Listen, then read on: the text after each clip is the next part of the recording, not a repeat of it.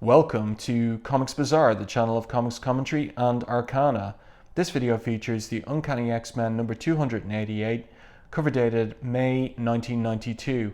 So Bishop here on cover, drawn by Andy Kubert. This is Kubert's fourth cover for Uncanny X-Men. And the cover captions ask Warrior, Madman, Savior, X-Man, Bishop Triumphant. Well, he looks like a bit of a madman here in Kubert's rendition, but let's open up the issue itself and see what we have on the inside. So to start, not a splash page, but rather we've got Colossus, Warren, Worthington, Archangel, and Iceman here waiting in ambush for, well, who will it turn out to be? They're in the X-Mansion. Turn over the page. Cyclops and Beast.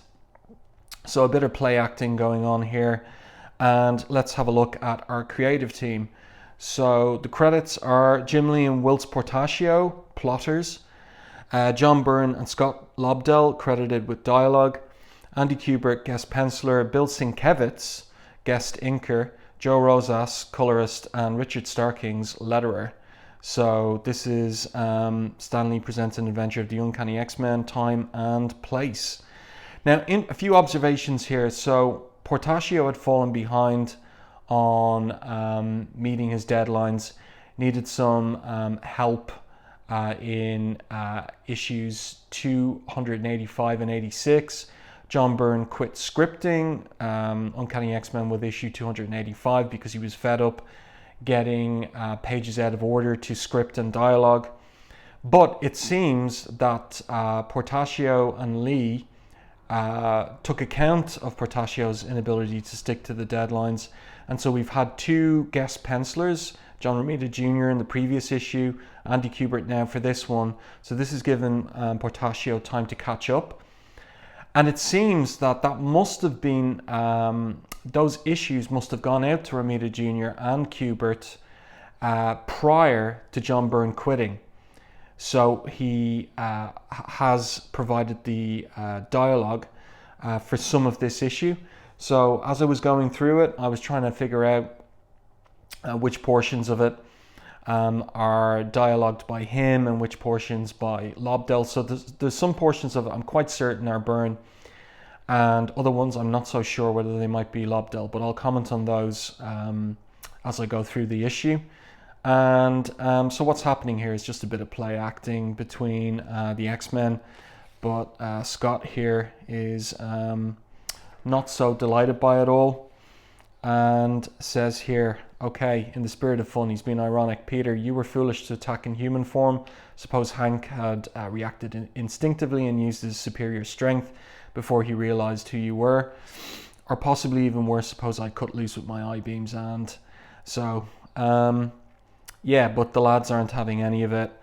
Warren says, how about you cut loose for a while, Scott? There's no reason to be on duty every second of the day.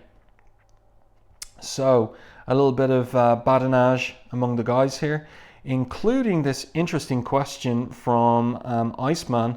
Tell us if Psylocke is as gorgeous in person as she is on the training videos. So a little reference to a plot point introduced by Jim Lee in X-Men number 8, where Scott is falling for, or his eye, better to say his eye is caught by Psylocke, and Psylocke is flirting with him, and Jean catches sight of it and is not impressed, and here she is eavesdropping on Scott's embarrassment at Iceman's question. So there's a little bit of a subplot going on here, and this is coming from Jim Lee, in fact, so he's working it into this particular issue as co-plotter as well. It never really goes anywhere because of course, in about a year and a half or so, Scott and Jean will marry in the pages of X-Men after Lee has left. And then we cut to Bishop. So remember, at the end of the previous issue, 287, Bishop was introduced to the X-Men by Professor X as the newest member. So here he is training in the Danger Room. and Professor X intervenes, telling Bishop he can relax now, and telling him he did well, all things considered. As I warned you, the danger room was designed to test the mettle of even the strongest man, even you. So Bishop is a bit frustrated at the moment and trying to acclimatize to life in his past. Roughly 100 years in his past is where he finds himself stranded. And so Professor X acknowledges here that when he got Bishop to join the X-Men, what we did not anticipate is the frustration you would feel placed into an environment so similar to your own time, and yet so utterly beyond my power to affect or control, says Bishop. So this is the frustration he's feeling in the danger room scenario. And then we have a little moment between Cyclops and Bishop, and of course Bishop reveres Cyclops and other of the X-Men as legends in his time, and so he says to Cyclops here, "Forgive me if I stand in awe, Cyclops, to shake the hand of the man who, perhaps more than any other, embodies the dream of Professor X." And we learn here that Professor X has placed Bishop under Storm's tutelage, so he's going to be a member of the X-Men Gold Team. And he tells Bishop, "You would be well put to use this quiet time to get to know her better. She has much to teach you of her methods and our worlds." So what happens is no more training. Bishop wants to go to New York and see how he can, if he can, acclimatize himself to this time, this world. So she fulfills that point, or that request of his. But at just this point, I just want to comment on Sienkiewicz's inks over Andy Kubert's pencils. So Sienkiewicz had done a couple of pages on the 2 previous issues, inking them. But at the time I first picked up this comic, I didn't like the combination. I thought the art was ugly. Look here at the rendering on Professor X's face in this particular panel. This did not appeal to me when I was a young teenager, but now, by contrast, I love it. I love the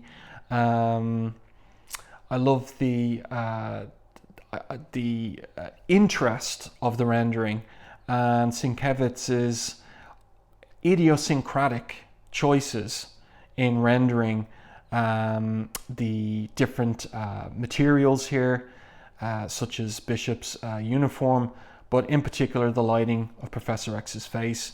It is very interesting, idiosyncratic inking to me now, as you know, decades later, looking back on this.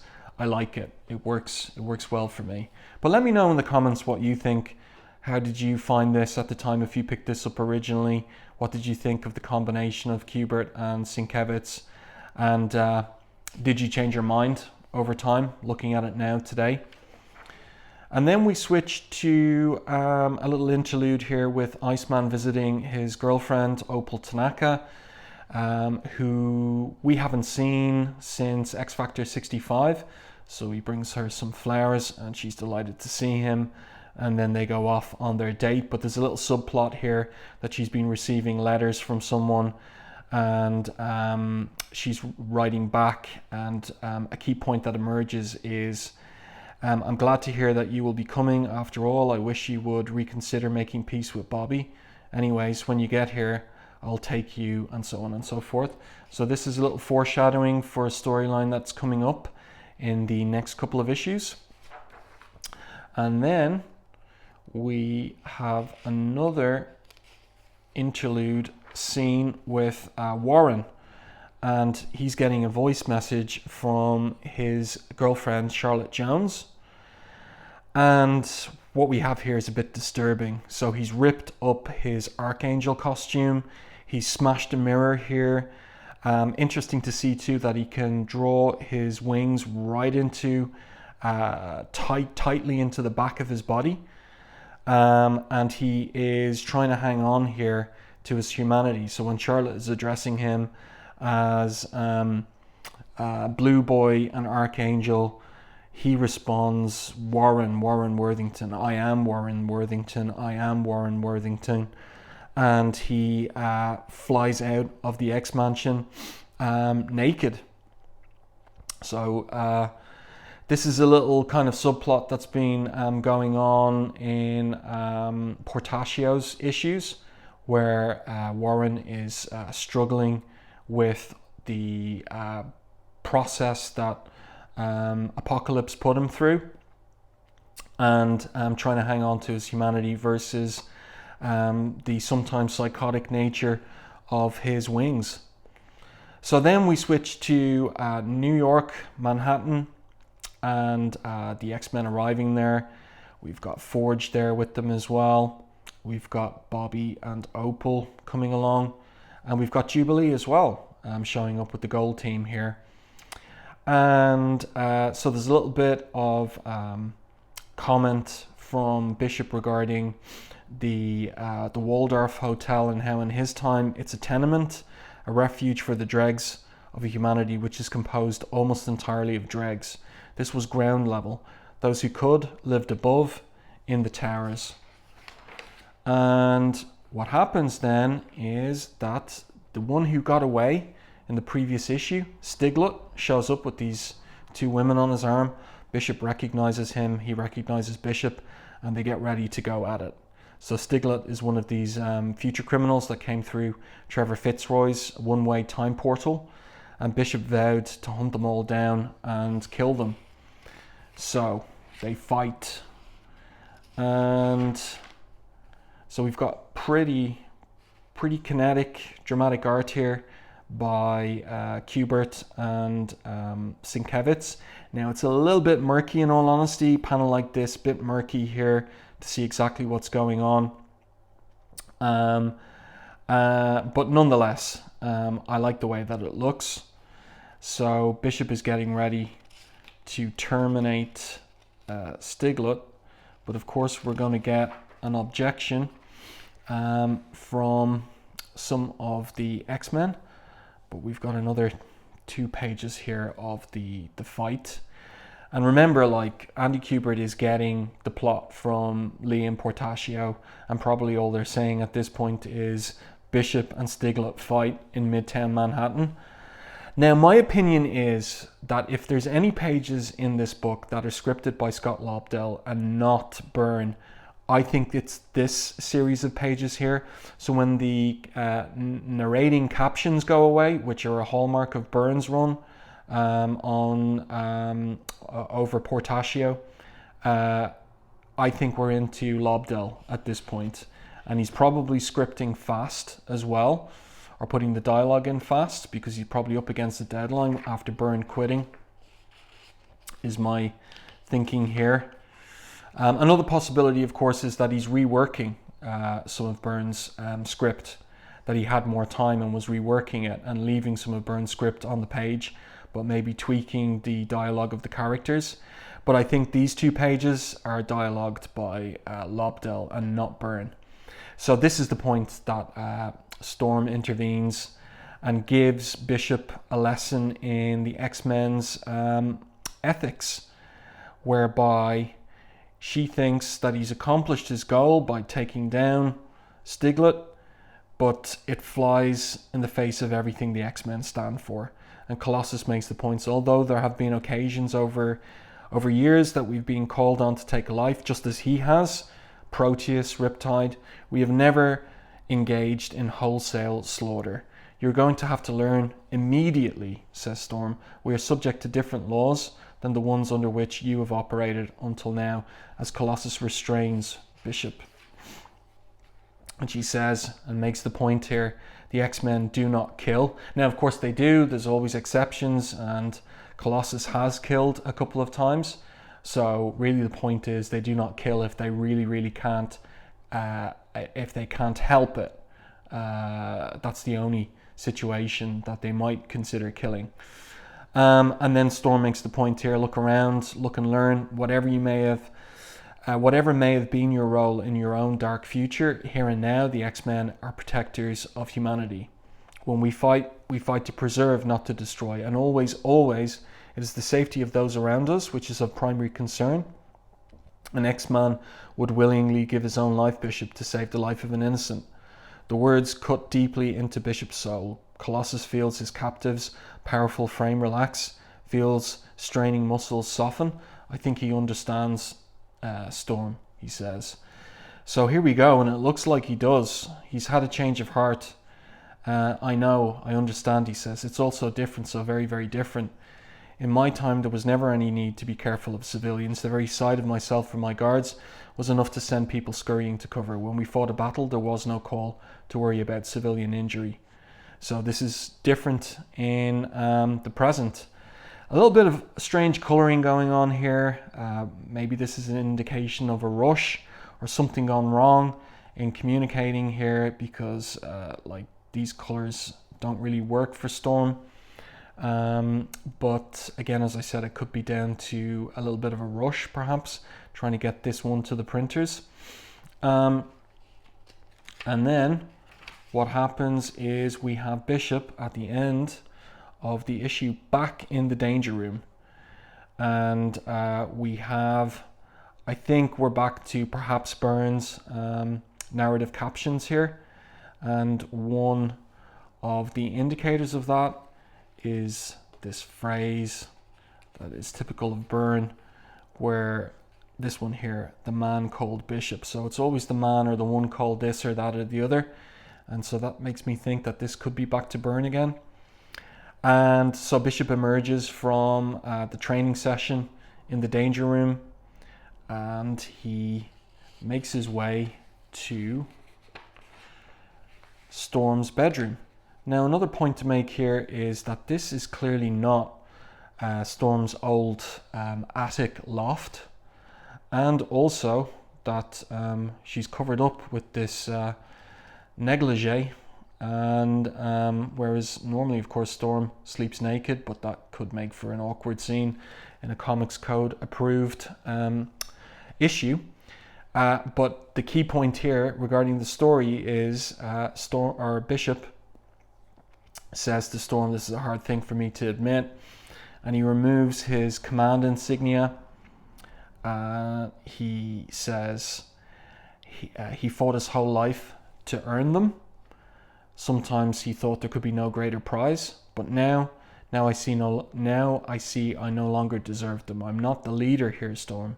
You are, and rightly so, for you have much to teach, and I, once more, as in the very beginning, I have much to learn. So, interesting conclusion to this issue.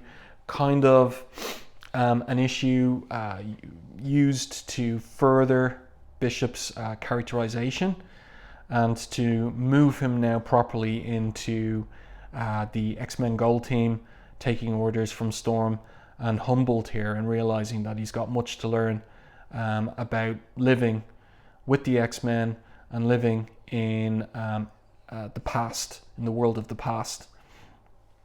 And no reference note to the X-Trader storyline in this particular issue at all. And just one final point about the art. Again, I think these are a couple of great pages, really showing the strength of the Kubert-Sienkiewicz collaboration. I like the inking on these pages. And so I do hope that you enjoyed this. Whoops, I don't like the look of that at all. Fix that there. I do hope that you enjoyed the review and commentary on this particular issue, Uncanny X-Men 288. If you did, please like the video, and if you haven't done so already, subscribe to the channel and stay tuned for more content like this.